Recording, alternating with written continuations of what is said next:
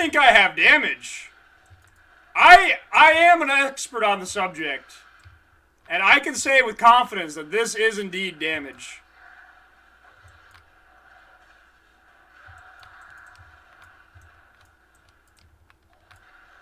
What about tank? We got tank?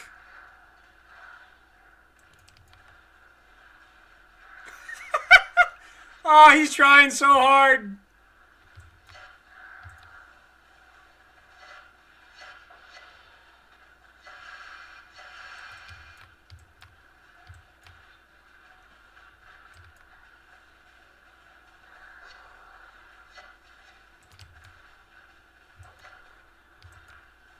Dude, that tornado shotter's going big.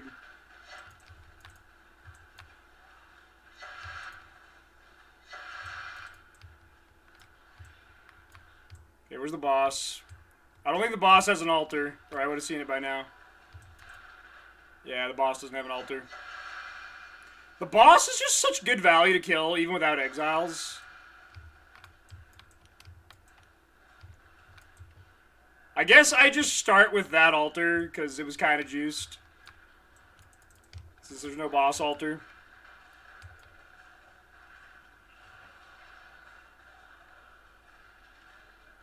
Expert but messed up recon math? What? What are you talking about? What are you squawking about? Alright, let me go back to that one I was at already. Hey, you know, this is pretty juiced. This is decent XP. I should level up doing this. How do I, see the altar? Oh, it's because I haven't killed them all yet.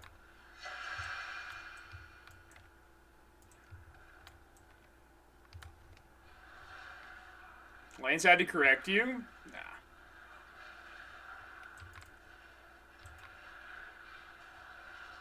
That was like 5 days ago. Does he like bring that up like a trophy on his fridge?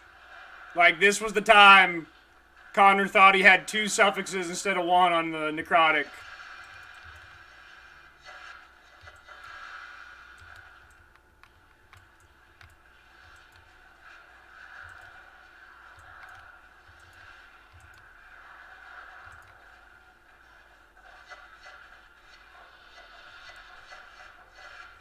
Oh, it's so free. It's so free. I don't even have room for this. Is someone alive over here?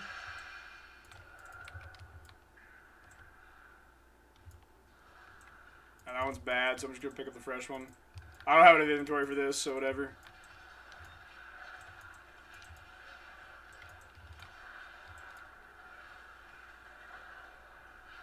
Another. I'm gonna have to. Oh my god, my graphics.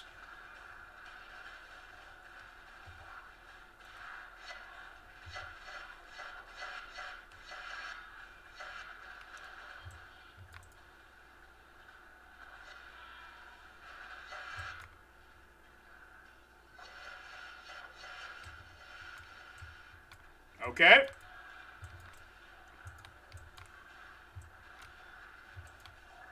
Dude, Kosas is always like the scariest one. Somehow, Kosas is the scariest.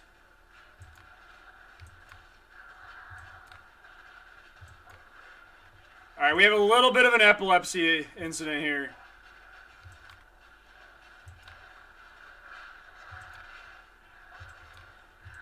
Okay. The graphics are a little questionable right now.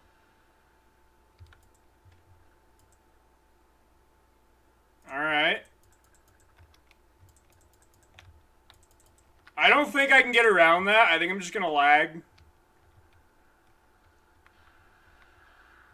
I think that's just the reality of the situation. I don't think there's like a setting I can change.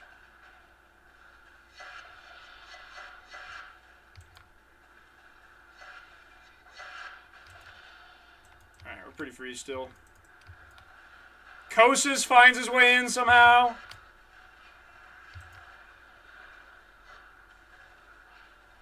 Why is Kosas insane? Why is it just Kosas? I have not had to struggle with like any exile, but there's like some Soul Eater Kosis.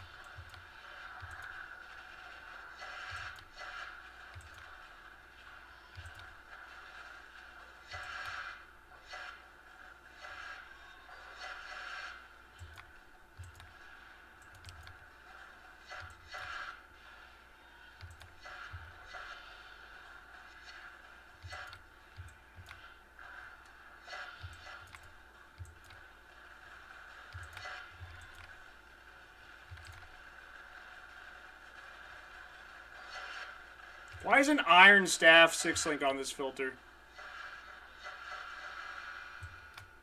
Alright, well. That's a full clear in 6:29. Okay, they're going to round me up to 6:30. Alright, you know what? I'm going to start the video there. So, I like in Freesia League, hello, this is one man left, to use Titanic Exiles as like my litmus test for like, is the build good enough? Because for this event, that's kind of the top dog for farm, so I like to just start off and say, hey, can I trivialize Titanic Exiles? Now, I did just make this character. It's 15 hours played. But I had pre-crafted the gear. So I'm still kind of tweaking and min-maxing stuff, but like that was my second or third Titanic Exile map, and it's I would give this a passing grade. I'm intending to make it so that I can just like AFK Titanic Exiles. Maybe I'll do a demo on that to finish. But I've been doing some tier 17 Scarab farm too. But yeah, maybe you're looking at that and thinking to yourself, well, that's nothing. That's just like, you know, you're just showing off a tanky character. All you have is like Giga Tank, Giga Defense, whatever. That's not impressive, okay? Well, let me show you a different selling point for the build, okay? Because I like to make all-arounders, you know? Not just builds that gain XP in Rogue Exile maps. But if you're thinking this is a build that's maybe like slow, tanky, meant for post-up fighting, no. Have I got some news for you? Actually, let's go full speed. Let's go actual full speed. Oh, that was my Exile setup. I have 3 swaps I make for my speed mapping and T17 setup, but this is the build. It's fast. This is how I map. I do this on tier 17s. I do this on 450 quant Scarab Farm T17s.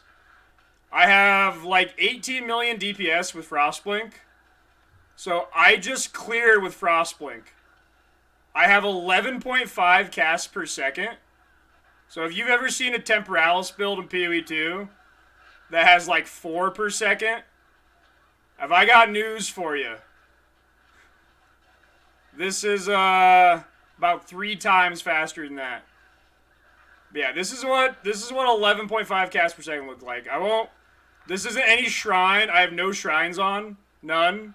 Somehow that Katash is tanky. This is just the character. What is the character? Well, it's an aura stacker. It's an energy blade aura stacker. This might be a weird concept to you, but let me go over the basics of the concept. So the idea is, in Path of Exile, aura stacking is pretty powerful, but it favors self-cast. And right now, self-cast is kind of the weakest archetype. Like, attacks, melee, got a big buff in 325. Bows have always been kind of good. there's some spells that are good that are like, Penance Brand and like some trigger stuff, but like self-cast is kind of in a weak spot right now. But the Aura Stacker playstyle, not playstyle, like buff package, it plays really well into spells. That's because there's like Zealotry and Wrath that are just more damage multipliers. You get some aura effect, they really start to juice your damage up. But the problem is spells kind of suck. Wrath only boosts lightning spells, so your only decent options right now is like Spark. That's always been the go-to in the past. However, the thing is, because of like juiced Wrath making Spark like the apex predator, over the years they've kind of nerfed Spark over and over, and it's kind of in a gutted state right now, where it's still good, especially if you go like the Widowhail setup to get your prod speed back. But between the damage nerfs and prod speed nerfs over the years, they've kind of kept Spark in line because they're aware that like the Aura Stacker package is good with it. The reason that I like this setup is because I'm using two spells. Neither of them are lightning. The first is Frostblink of Wintry Blast. This is my clear skill, and I think with 11.5 casts per second, this is maybe a little epileptic, but if you can handle it, this is, I think, one of the fastest clear speed setups. Like I said, I just started the character, so I'm still min-maxing this. I'm going to do a swap later that's going to give me like 20% AoE and 40% damage. So that'll make that clear a lot better. The other one is Incinerate Venting. Incinerate Venting is actually the highest damage effectiveness per second of any spell in the game. It actually, I think, slightly beats Penance Brand of Dissipation. The problem is it's all fire, so it doesn't benefit from Wrath. But because of Energy Blade with Battle Mage, and then the Spellblade support, the combination of these two things makes it so that pretty much all your damage is lightning damage. If you look at my damage here, I do 7k fire damage. I do 263,000 lightning damage. Frostblink does 700 cold damage. Let's get some real numbers on this. Frostblink does 900 cold damage. It has 810,000 lightning damage. So basically all my damage is lightning now. So I get all that aura benefit. And I have my 4-link setup for Frostblink and Wintry Blast, which I have in a pair of gloves that has 60% more attack and cast speed. And then I have my 6-link setup. This is what I was using on the Rogue Exiles for just big single target. I have like, in the full level 100 POB, like 200 mil DPS. Like I said, this character's kind of scuffed. I've got it to 97 so far, but I'm like missing out on like some cluster jewel points and stuff. So I think I'm probably only like 130 or 145 right now. But I kind of like this playstyle of like having the clear speed setup and then the single target setup. So I have the clear speed setup, and even 450 quant T17 Scarab farming, this is enough to clear. But I'm gonna, like I said, I'm gonna be doing a damage upgrade to this later. But then you have the single target skill that I was using on the Rogue Exiles. That just, if anything is too tanky to just insta kill with Frostblink, you bust out the Incinerate, and you just do like, 1 to 200 million DPS. You get all the tankiness too of Infused Channeling for, 10% DR. Okay, so now the final question is tankiness. How is this character tanky? I can basically AFK Exiles. I know I had one death in that, like, showcase earlier to, like, the computer completely spazzing out. I think Kosis actually killed me. But for the most part, in my testing so far, and like I said, I'm still getting gear, I'm still getting upgrades. I'm going to do some recrafts later and get a lot more stats. But for the most part, I can do Titanic Exiles and just kind of stand in the middle of any number of them. Because my recovery is not based off of like a set stat. It's just like block-based recovery. So as long as I'm not doing like percent block reduction, I have a combination of Divine Shield and then ES on block with like some physical damage reduction sprinkled throughout the build. And then you get, as a scavenger, I get 10 PDR from Adrenaline in addition to all that.